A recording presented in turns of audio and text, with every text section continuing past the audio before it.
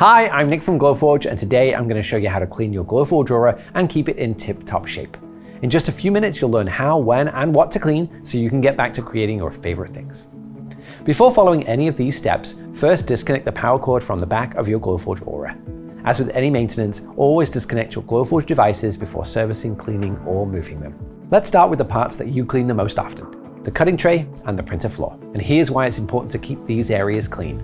As you craft, bits of material can lodge in the cutting tray or fall through to the printer floor. Scraps that get caught in the tray can keep your material from laying flat, which will prevent your Glowforge from cutting properly. And buildup on the printer floor can cause an elevated fire risk.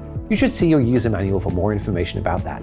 To begin cleaning, remove the cutting tray by lifting with the tabs on either side and then pulling it out. If there's anything caught in the grid, go ahead and remove it. You can just pull it out with your fingers. If you see or feel a residue on the tray, you can use an all-purpose cleaning wipe and scrub it away. Don't be afraid to apply some pressure. To clean out the printer bed, remove any leftover debris by hand or by using a vacuum, and finish with a clean wipe to sweep up any small pieces. Now let's clean the laser rails. Generally, you should clean these rails after every 10 hours of printing, but you can clean them more often if you notice buildup on the rails or have issues with your prints. If the rails are dirty, you'll start seeing skewed prints and doubled images. Cleaning the rails is easy though. Just use a lint-free cloth and wipe the rails with isopropyl alcohol. For best results, we recommend a concentration of 90% or more. Don't be afraid to apply pressure to any stubborn residue, and be sure to clean all the way around the rails as you go.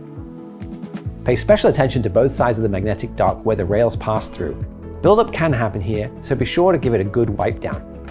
Be sure that the rails are completely dry before you get back to printing. If you clean them with alcohol, it should evaporate in just a couple of minutes. And finally, let's clean the diffuser and the lens of your lid camera.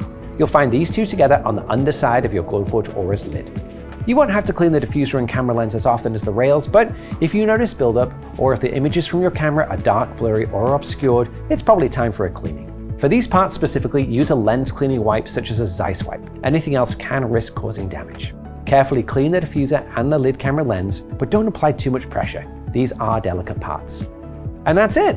Now, you won't have to do every step every time you clean, but now you know how to clean the important parts of your Glowforge Aura. Close the lid, plug your Glowforge Aura into an outlet, and you're back to creating. If you have any questions, visit our Help and Learning Center at support.glowforge.com. There you'll find a wealth of tips and tricks for getting the most out of your Glowforge Aura.